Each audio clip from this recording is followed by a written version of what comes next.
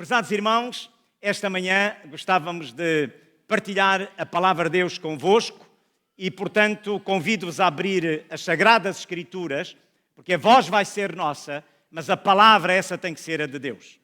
E por isso, neste momento, convido-vos a abrir as Sagradas Escrituras em Lucas capítulo 23, e gostaria que me acompanhassem na leitura dos versículos 39 a 43. Gostaria de saudar todos aqueles que se encontram detrás das câmaras, lá em casa, onde estão a acompanhar exatamente a mensagem desta manhã a partir da Igreja Adventista do Sétimo Dia de Aveiro. Um abraço para vós e que esta manhã o Senhor fale ao seu coração, à sua mente, de maneira que possa escutar com clareza e, quem sabe, tomar decisões e compromissos com Deus. Lucas 23, 39 a 43 diz assim: um dos criminosos que ali estavam pendurados lançava-lhes insultos. Tu não és o Cristo? Salva-te a ti mesmo e a nós.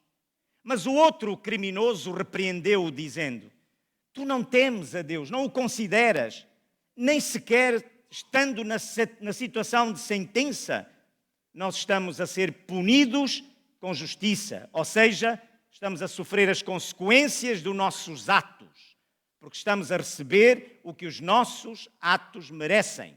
Mas este homem, o que está no meio, não cometeu nenhum mal.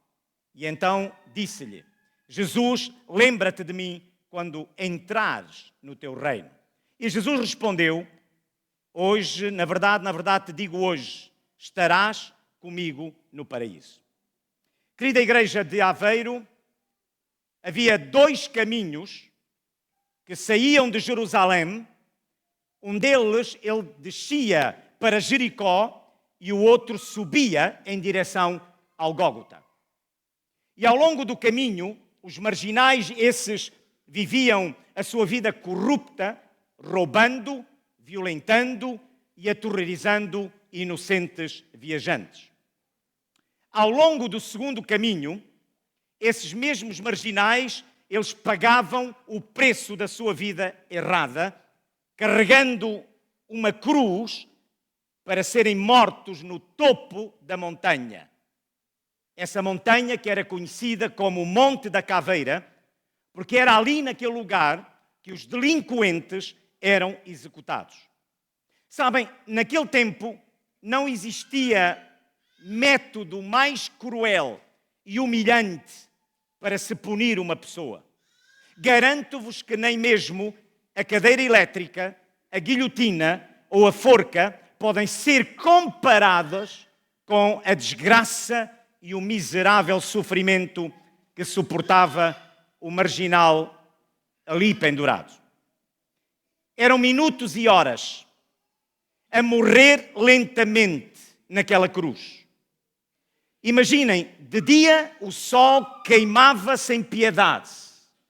À noite, o vento gelado na montanha castigava o corpo enfraquecido do moribundo.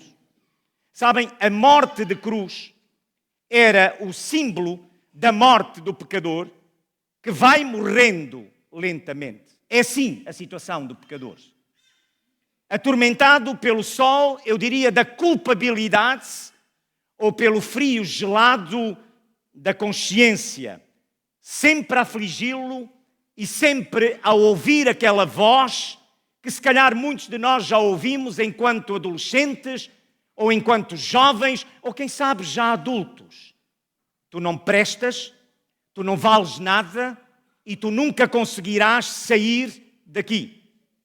Porque tudo o que tu mereces é exatamente a morte. Havia momentos em que o condenado, ele mesmo implorava a morte. Era preferível morrer, querida Igreja, do que viver morrendo. É por isso que nós encontramos muitas pessoas nesta vida, que desejam a morte, que desejam, na realidade, desaparecer, porque não suportam exatamente o seu estado interior, a sua situação qualquer com a qual vivem, porque na realidade, meus prezados amigos, há uma vertente que é a vertente espiritual que não se preenche com nada deste mundo, nem com questões materiais, nem com consumos de drogas, nem com consumos de álcool, seja ela de que forma for, nem com rigorosamente mais nada a não ser com a presença de Jesus. Provavelmente tu já sentiste alguma vez assim? Meu prezado amigo, eu quero dizer-te que eu já senti esse momento. Quero dizer que se há aqui alguém que não é adventista do sétimo dia, eu quero dizer-vos que eu não nasci na igreja adventista do sétimo dia. Eu nasci numa igreja tradicionalmente católica. Eu nasci numa família tradicionalmente católica. E houve momentos na minha vida, prezados amigos, que como adolescente e jovem numa determinada altura, eu cheguei a dizer, eu não estou aqui a fazer rigorosamente nada, por causa da minha dependência do pecado. Mais à frente contarei alguns detalhes, resumidos, para vocês entenderem que há momentos na vida em que nós, como seres humanos, longe de Deus, desejamos adotar este tipo de decisões. Esmagado, muitas vezes achei que não valia rigorosamente nada, como se calhar alguns jovens e algumas pessoas que aqui estão, ou alguém que está a nos acompanhar, mas eu quero fixar os vossos olhares e a vossa mente naquele monte. 3 cruzes levantaram-se lá no topo da montanha. 3 transgressores estavam exatamente a pontos de morrer. Sim, 3 transgressores. Disse bem. Eu sei que na vossa mente existe uma ponta de interrogação. Mas eu disse. E disse bem. E disse bem porque os ladrões tinham transgredido, os 2, a lei romana. E Jesus tinha transgredido, imaginem, a lei de Jerusalém. Eles, os ladrões, tinham transgredido a lei de Deus. E agora imaginem, espantem-se, Jesus tinha apenas transgredido a tradição. E eu quero dizer-vos esta manhã que o legalismo nunca irá perceber a diferença. Nunca irá perceber esta diferença. E no meio daquelas cruzes pendia Jesus. Ele estava a suportar o pior dos 3. E, querido irmão, já alguma vez tu pensaste no significado daquela morte? A missão de Jesus tinha sido sempre a de salvar pecadores. Sempre e continua a ser. Não pessoas perfeitas. Não pessoas que pensem que já estão no caminho perfeito e que fazem tudo correto. Não. A missão de Jesus tinha sido sempre de salvar pecadores. Viveu com eles. É curioso. Procurou-os onde estavam, socialmente falando. Misturou-se com esses marginais da sociedade que nós muitas vezes como igreja temos receio de nos misturar, não vá sermos contaminados. Mas já me terão que explicar como é que nós podemos ser o sal da terra e refletir a luz do mundo, se não é na sociedade, se não é misturando-nos com aqueles que realmente, meus amigos, têm o estigma de ímpios, porque não fazem parte daqueles que nós pensamos que são aqueles já candidatos ao reino eterno. Como se na realidade ser adventista do sétimo dia é condição sine qua non para ter o acesso direto efetivamente à vida eterna. No way, man. Não está escrito isso. Não é verdade.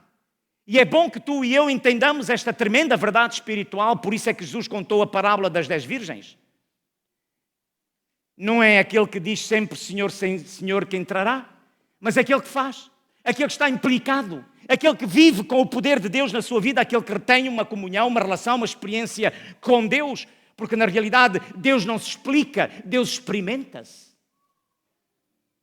E se tu não tens esta experiência com Deus, estás a passar ao lado, mesmo que venhas à igreja, mesmo que sejas realmente uma pessoa exemplar, pastor, meus queridos, o exemplar que usa a tua gravatinha e o teu fato bonitinho, mesmo que faças isso tudo direitinho, mesmo que comas tudo direito, mesmo que não uses determinadas coisas, mesmo que faças tudo direitinho, meus amigos, não é isso que te candidata à vida eterna.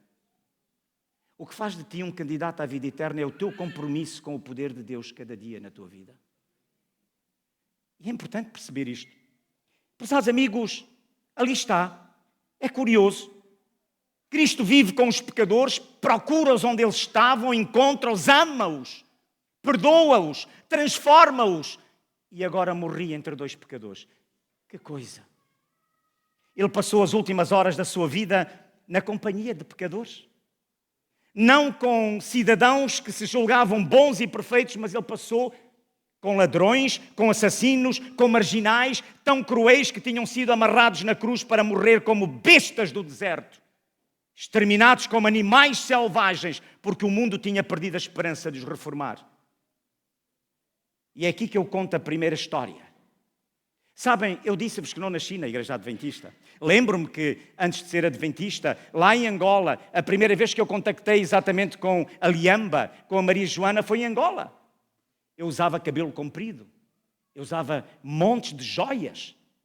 E um dia, quando eu regresso em 1975, e quando vou exatamente com a minha falecida mãe a uma determinada igreja onde fui visitar, a recepção que eu tive foi brutal. A primeira pessoa que me viu foi: você não sabe que ser cristão não usa cabelo comprido, não usa essas coisas todas. Que mensagem brutal. Que mensagem brutal. Que mensagem incrível. Eu sonho com a minha igreja que, na realidade, ali, a partir daquele momento que entra aqui alguém, seja recebido com hospitalidade, com amor e com carinho e com abraço. Porque essa é a igreja que Deus quer nesta terra. E naquele momento, quando realmente aquele irmão falou comigo assim, eu virei-me para a minha mãe e disse: mãezinha, por favor, eu vou para casa, porque eu em casa sinto-me melhor do que estar na igreja. E fui para casa. Fecho o parênteses. Mais à frente, exatamente... Já perceberam que, na realidade, eu estou-vos a localizar num processo de vida espiritual que eu tive que foi complicado. 8 anos de toxicodependência, 8 anos de droga, 8 anos, efetivamente, na cocaína, 8 anos dependente, passando por centros de profilaxia, desintoxicação. Prezado amigo, isto é a minha história. E a minha mãe sempre me dizia: filho, porque eu dizia à minha mãe: mãezinha, neste não é o Deus que tu me apresentaste, porque o Deus que tu me apresentas na Bíblia é o Deus que tu me disseste sempre que me aceita como eu sou, que me ama como eu sou, que está disponível para trabalhar comigo e para me perdoar e para me recuperar e para me restaurar. É o Deus que convive com os pecadores. Mas na realidade nós temos que avançar. Temos que nos lembrar sempre que o nosso Mestre, o Senhor Jesus, viveu e morreu entre pecadores para os salvar. E eu era pecador. E eu continuo a ser pecador. E eu quero continuar a viver na presença deste homem. E eu quero continuar a ter a minha história de vida escrita com este homem. Porque a única história que não está escrita na palavra de Deus é a minha e a vossa. E essa história eu tenho que escrever com o Espírito Santo e com Deus diariamente, quando eu abro a palavra de Deus, porque eu quero que a minha vida esteja registada no livro da vida, não neste, mas no livro da vida. E, meus prezados amigos, isso acontece quando tu e eu temos este encontro com Jesus.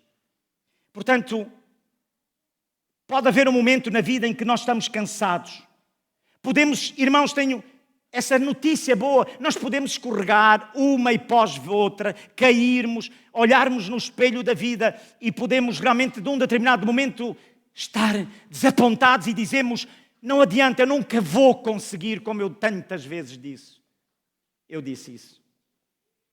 Pode ser que por algumas das circunstâncias estejamos a ponto de perder a consciência até de nós mesmos.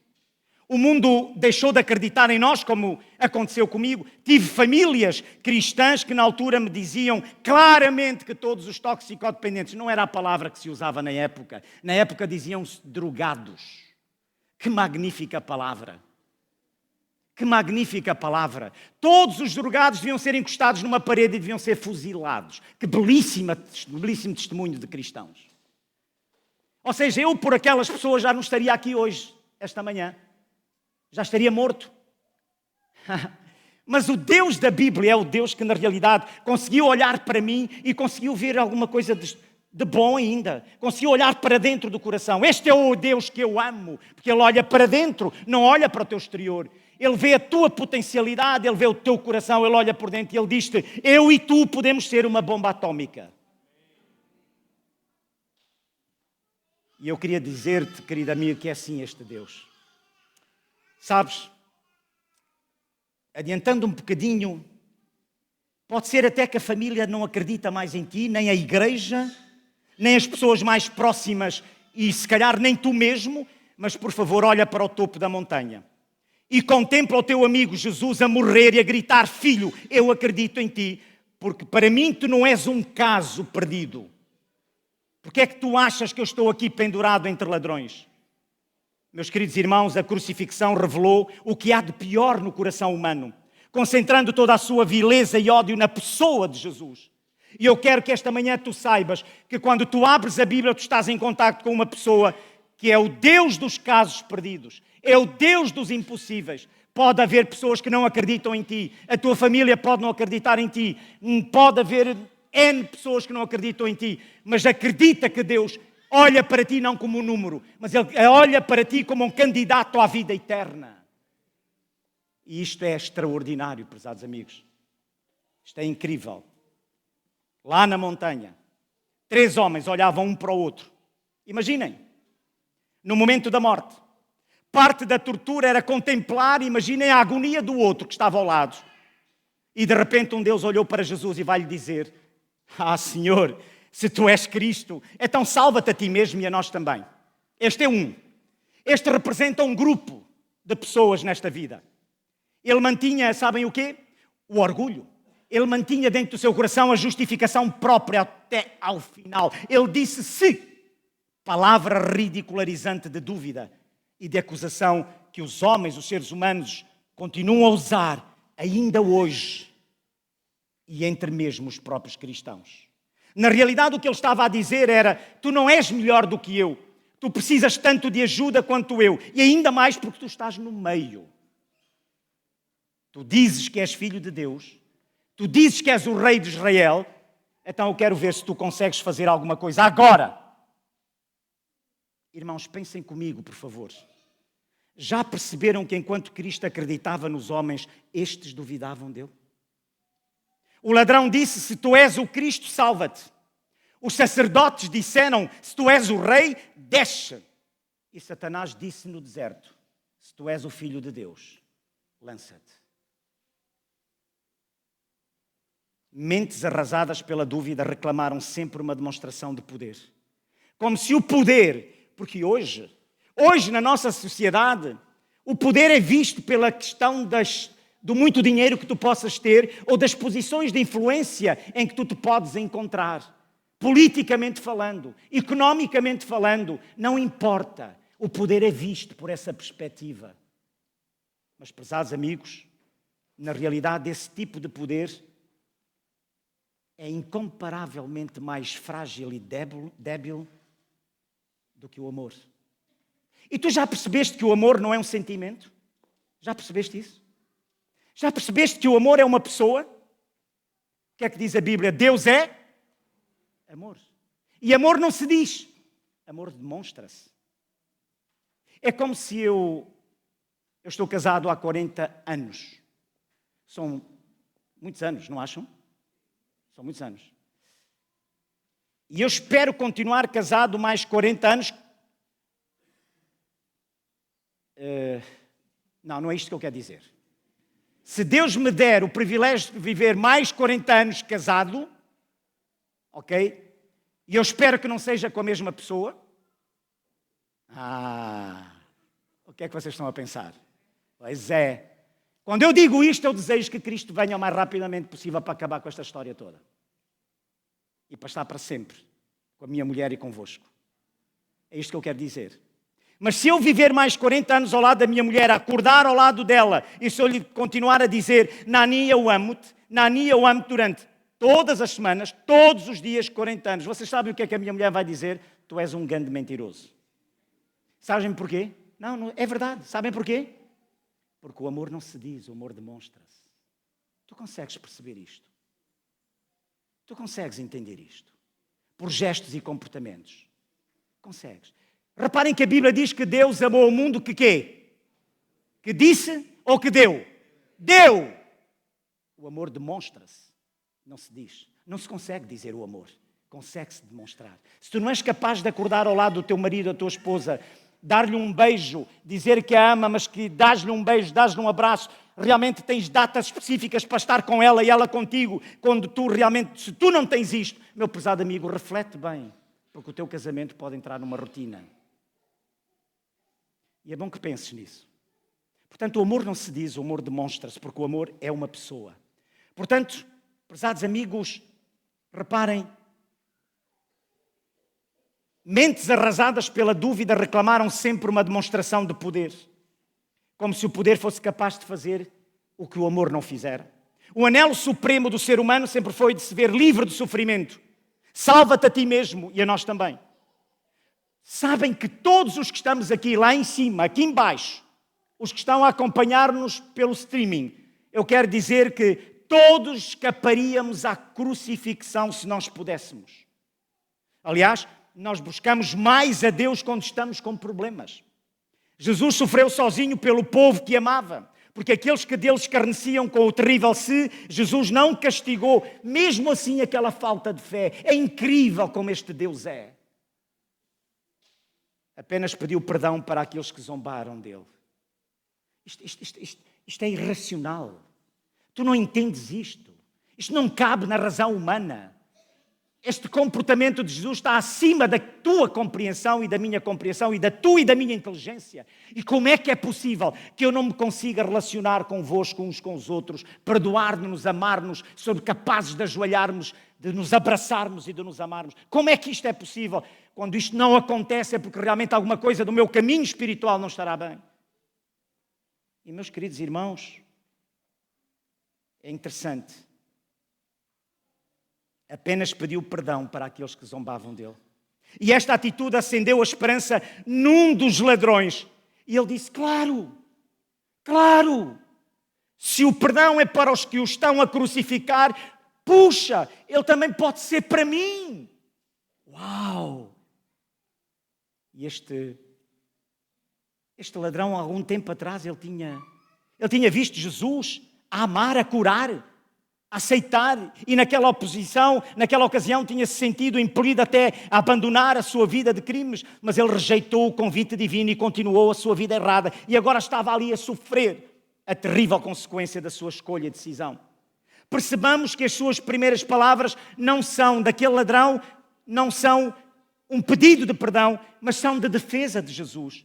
Olhando para o outro, tu não tens consideração por este homem. Tu estás na mesma situação que eu e que ele. Nós pagamos o preço dos nossos erros e este homem não fez nada errado. Na verdade, ele não tinha feito nada errado.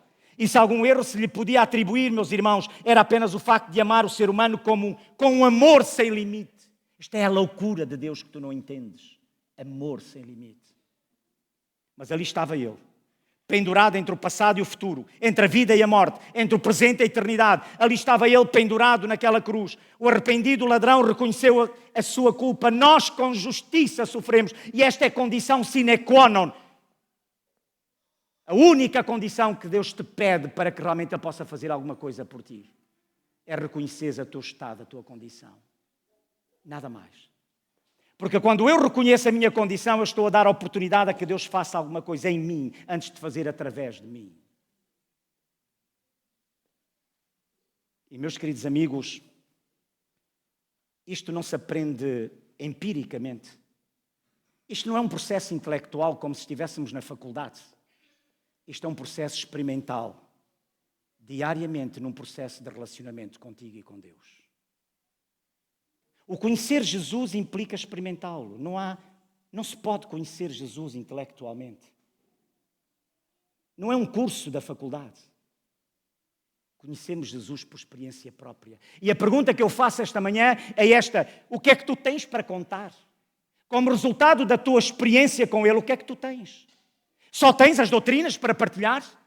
Só tens os dogmas da igreja para partilhar? Tu achas que isso vai converter alguém? Diz-me, irmão, que estás lá em cima aqui esta manhã. Achas que são os dogmas e as doutrinas da igreja que convertem? Não, meu querido irmão. É a coerência com que tu vives o Evangelho. É aquilo que tu pensas, aquilo que tu dizes e aquilo que tu fazes. É a tua história de vida. Porque o que tocou no tempo de Jesus os pecadores foi a maneira como Jesus vivia o Evangelho. Prezados amigos,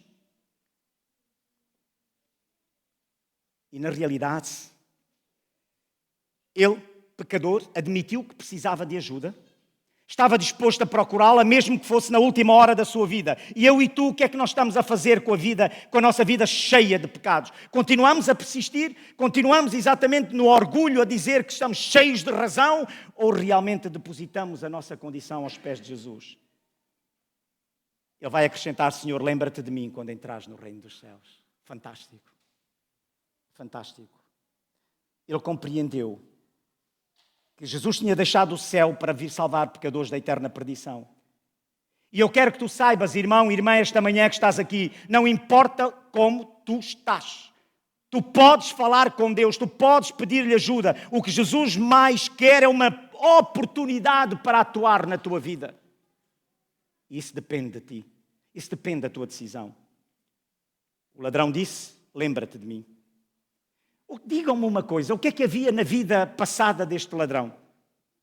E que merecia ser lembrado. O que é que havia? Digam, irmãos, eu posso-vos dizer.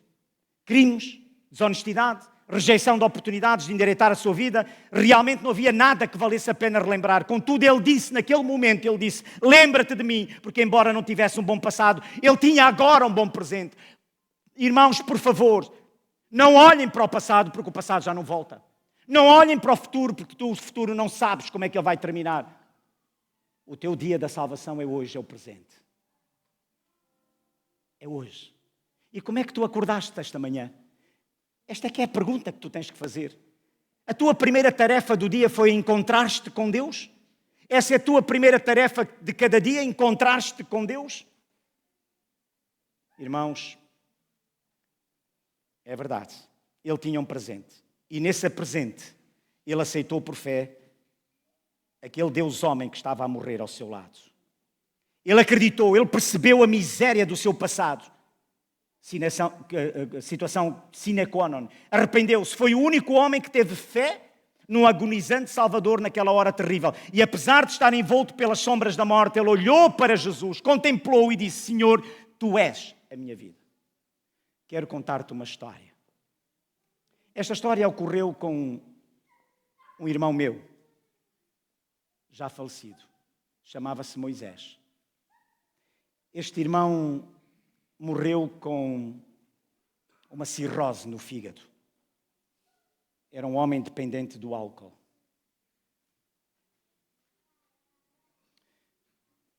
Eu e a minha mulher visitámo-lo várias vezes no hospital em que ele estava.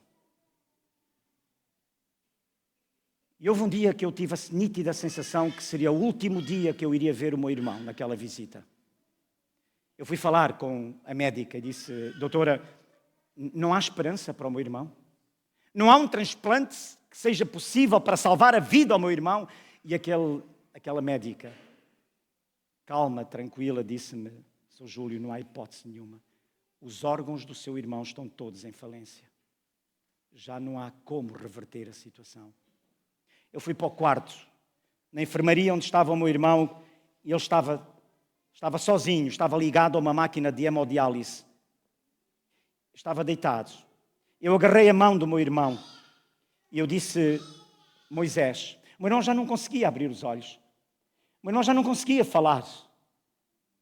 E eu disse, Moisés, tu sabes que a nossa mãe orou tanto por nós.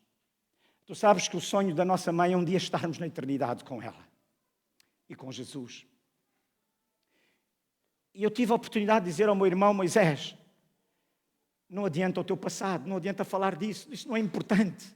O que tu fizeste ou não fizeste, isso não importa para nada. Não é o importante, Moisés. O mais importante, e talvez, Moisés, é a pergunta mais importante que eu quero fazer-te é, estás disposto a aceitar Jesus como teu Salvador pessoal?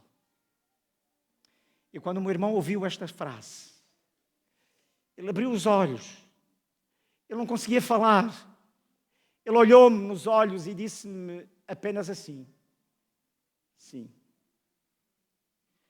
Não foi adventista do sétimo dia, não recebeu estudos bíblicos, não se batizou nas águas batismais, mas eu tenho a certeza que um dia o meu irmão estará com Jesus na eternidade. Meu querido irmão, pegando na minha história para fazer a ponte, para terminarmos a mensagem. Naquela madrugada, eu tomei a decisão de levantar-me da cama, talvez tocado pelo Espírito Santo. Eu nunca tinha aberto uma Bíblia na minha vida. Sozinho, eu transpirava suores frios, porque o meu corpo e a minha mente pediam a cocaína. E eu não tinha. E eu trepava paredes, eu dizia a Deus, se tu existes, tu tens que me libertar. Muitos dos meus companheiros daquela época hoje estão mortos. Morreram, ou como overdose, ou porque cometeram qualquer outro ato menos pensado. Como eu poderia ter cometido. Disse-vos no início que tive momentos da minha vida em que eu desejei não viver mais. Porque quando tu estás preso ao pecado, e o pecado, se o amor é uma pessoa, o pecado é uma pessoa. O pecado não são atitudes e erros que tu cometes. Não, irmãos, isso não é o pecado. O pecado é o corte da relação que tu tens com Jesus. É o facto de estás afastado de Deus. Isso é o pecado. E quando tu estás longe de Deus, diz a Bíblia que o pecado dá à luz o fruto. E tu depois a seguir, então, estás mais disponível para cometer coisas menos agradáveis. Adão e Eva. Sabem qual foi o drama de Adão e Eva no Jardim do Éden? Foi o quê? Foi o quê? Digam, foi o quê? Vocês estão com receio de responder? Qual foi o drama de Adão e Eva? A senhora White diz qual foi o problema nos Atos das Nações. Qual foi o drama? Foi o quê? Foi a desobediência? Foi o quê? Foi a fruta? Já agora digam-me, qual foi a fruta que Adão e Eva comeram? Foi o quê? Foi a maçã? Onde é que está escrita a maçã? Porquê é que não era a banana, a laranja e outra fruta qualquer? Porquê é que nós pomos o foco naquilo que não é o mais importante? O drama de Adão e Eva foi um corte de separação, foi um corte de relacionamento com Jesus, foi o terem-se afastado progressivamente de Jesus, diz a senhora White. E quando tu estás longe de Cristo, tu estás disponível para realmente fazer aquilo que é o menos agradável aos olhos de Deus. Entende isto? É por isso que há muitos adventistas a sofrer com o peso da culpabilidade, porque ainda não perceberam que o pecado não são atitudes erradas. O pecado é uma pessoa. E só há lugar no teu coração para uma pessoa. Ou é Cristo ou é Satanás. Ponto final, parágrafo. E naquela madrugada, quando eu fui buscar a Bíblia que a minha mãe me ofereceu, que ainda hoje uso nos acampamentos com os jovens, uma Bíblia especial.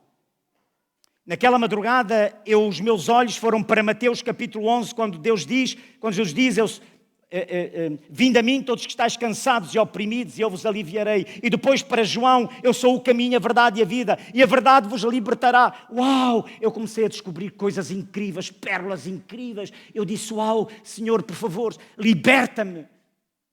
E naquela madrugada eu tomei as duas decisões mais importantes da minha vida. Preparar-me para descer às águas do batismo e preparar-me para ser um dia pastor da Igreja Adventista do Sétimo Dia. Podia estar morto. Podia estar morto. Resolvi voltar àquela igreja onde eu fui a primeira vez que eu fui recebido, por causa do meu cabelo grande, fui recebido da maneira como fui recebido. Voltei lá. Ainda não tinha sido batizado, mas eu já entendia efetivamente as propostas. Espetacular. É isto que eu gosto. É que nas Sagradas Escrituras Deus não te impõe rigorosamente nada, porque Ele é um gentleman. Ele respeita a tua liberdade e o teu livre-arbítrio. Ele faz-te propostas. É por isso que eu amo Jesus. É um gentleman. Muitos cristãos não são gentlemen. Tentam impor aos outros aquilo que eles acham que realmente devem viver. E impõem aos outros segundo aquilo que é o seu ponto de vista. Não, irmãos, é o meu estágio espiritual, o meu modelo. Eu tenho que deixar isto escrito aqui, bem claro e bem vincado. A minha referência, o meu modelo é Jesus, não é nenhum de vocês, irmãos. E de acordo com o meu estágio espiritual, eu quero viver de acordo com o meu estágio espiritual. E é isso que Jesus espera. E eu voltei àquela igreja. Quando eu entrei naquela igreja, imaginem, eu já tinha cortado o cabelo. Já não usava mais as joias, os fios, aquilo, as coisas todas. Já não usava aquela roupa hippie que eu usava na época, que não é a roupa de hoje, era outra diferente. Já estava... E quando eu chego ao hall da entrada, quem estava lá? A mesma pessoa que me tinha recebido uns anos anteriores. E quando eu entro, o homem não percebia quem eu era. Estava estranho. Mas eu era a mesma pessoa, no meu coração e no meu caráter. E agora, naquele momento, quando eu entro, eu estou exatamente a entrar no hall da entrada. Prezados amigos, e aquele irmão olha, roda, anda à volta, à minha volta, volta e mais volta. E depois chega, tu és o Júlio Carlos? Eu disse, sim, sou. O mesmo dá um ano que entrou aqui. E ele disse-me, vês? Assim é que tu és agora um cristão verdadeiro. Prezados irmãos, é interessante, não é? É interessante. Como é que, na realidade, a noção de ser um cristão verdadeiro é medido por uma opinião humana. chegou o dia do meu batismo. E quando batizei-me na igreja de Cascais, a antiga igreja de Cascais, e quando eu estava a sair do batistério, a ir caminhar-me para a porta da entrada, quem é que estava à porta da entrada para me receber? A minha mãe. A minha falecida mãe. E é naquele momento que a minha falecida mãe, que tinha sido batizada na Igreja Central de Luanda, com a minha irmã, é naquele momento que a minha mãe me recebe, me abraça, me beija-me e diz-me algo que nunca tinha-me dito. Carlitos, porque era assim que eu era tratado na família, ainda hoje. Ninguém me trata por Júlio Carlos, isso é para a igreja. Na família eu sou o Carlitos. E a minha mãe dizia-me Carlitos. Há sensivelmente 20 anos que eu orava por este momento. A tua conversão.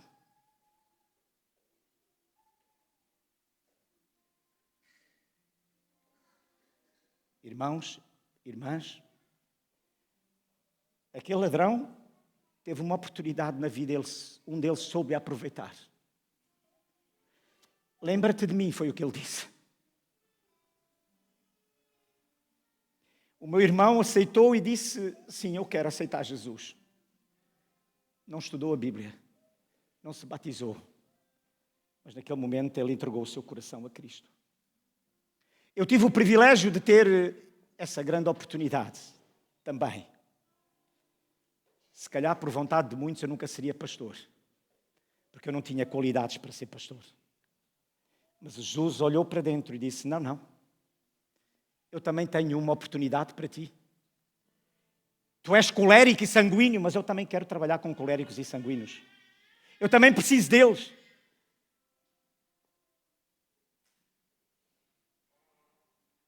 E esta manhã eu estou muito grato a Deus.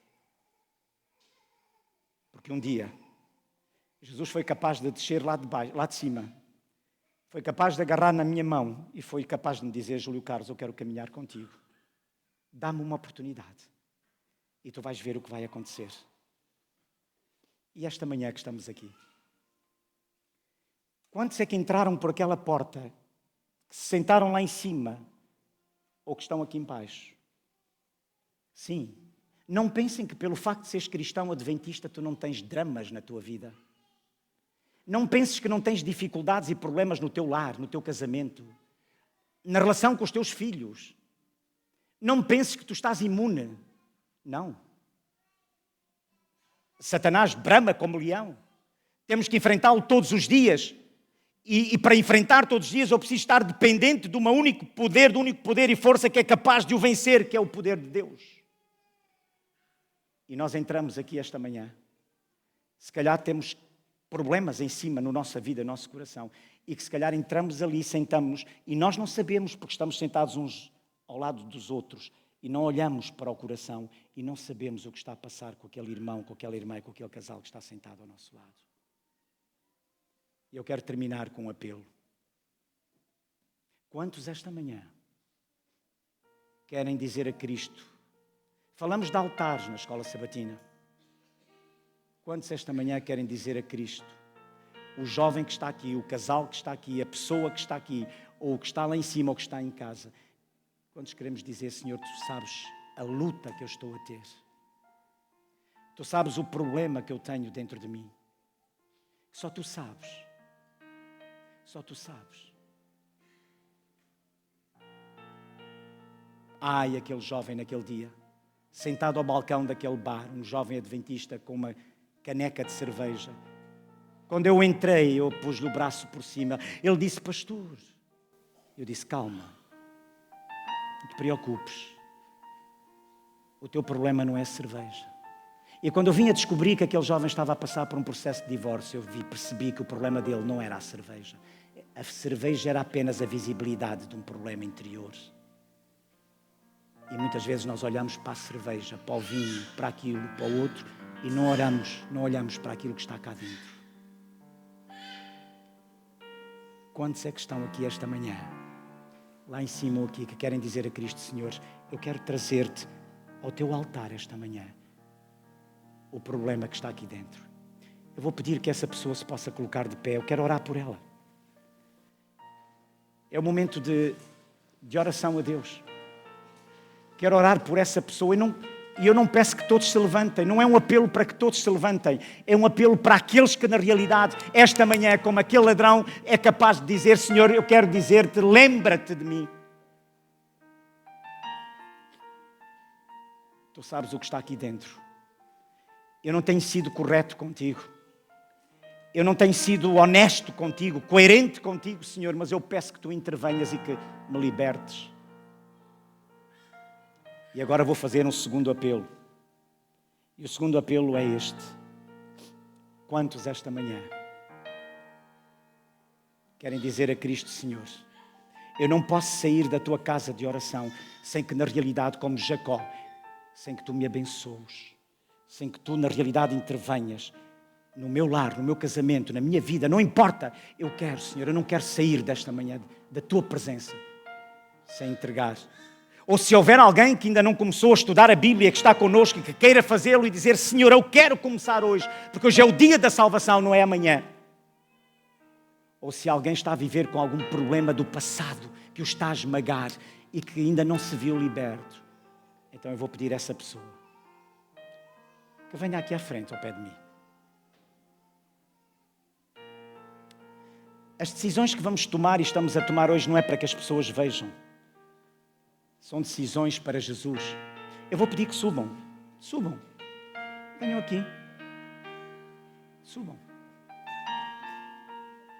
Lá em cima, na galeria. Mesmo em casa, se o meu amigo está a ouvir e está a acompanhar o apelo, e se realmente sente que deve tomar uma decisão, entregando alguma coisa que não está bem na sua vida aos pés de Jesus, levante-se no seu lugar. Isso. Jesus está à espera da sua decisão. Há mais alguém esta manhã que queira dizer a Cristo: Senhor, tu sabes, tu conheces, tu sabes tudo. Eu entrei aqui, tu sabes como é que eu entrei esta manhã na tua casa. Ó Senhor, tu conheces. Tu sabes que eu tenho escondido muita coisa de muitas pessoas, mas eu não posso esconder de ti. Eu tenho que dizer-te, esta manhã eu tenho que dizer-te: Senhor, eu tenho isto e eu quero entregar-te. Tenho este problema, tenho esta luta, eu tenho... Por favor, irmãos, não tenhamos vergonha, porque esse é o nosso estado. Digamos a Jesus: lembra-te. Demos oportunidade a Cristo. Há mais alguém?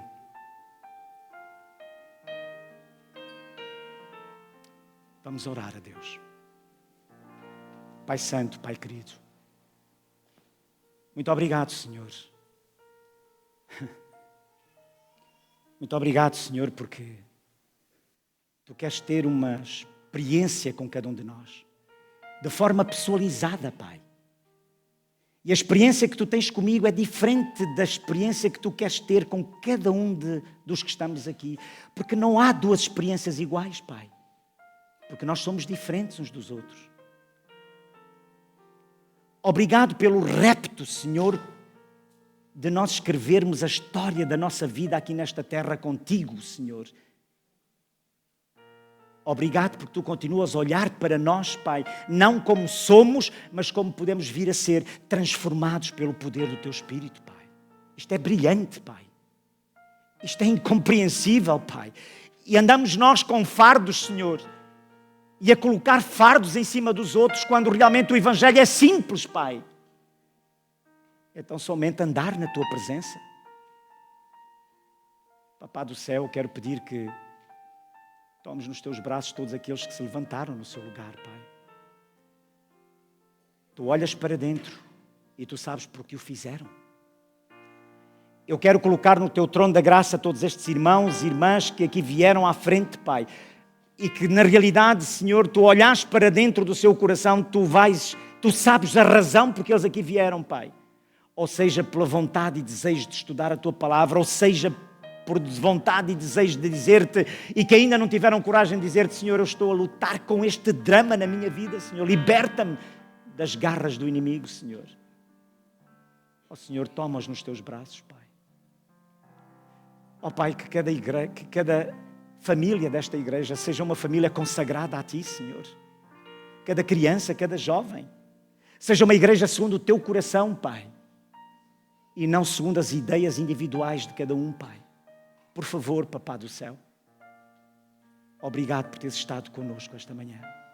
Obrigado por este encontro, por este diálogo, pela maneira como falaste com cada um de nós. Obrigado porque Tu és incrível, Pai. Obrigado porque queres fazer de cada um de nós um candidato à vida eterna, Pai. Obrigado, Papá. Em nome de Jesus. Amém, Pai. Deus vos abençoe. Deus vos abençoe, queridos amigos, na vossa decisão, nesta decisão que vocês tomaram. Eu gostava de abraçar cada um de vós, mas são muitos, mas deixo-vos um abraço coletivo, está bem? Que Deus vos abençoe muito. É a minha oração e é o meu desejo para vocês, que se levantaram, para cada um dos membros que está aqui, para os que estão lá em cima e para os que estão em casa também. Não esqueçam, a única fonte de verdade encontra-se aqui. E a verdade é um só. Eu sou o caminho, a verdade e a vida.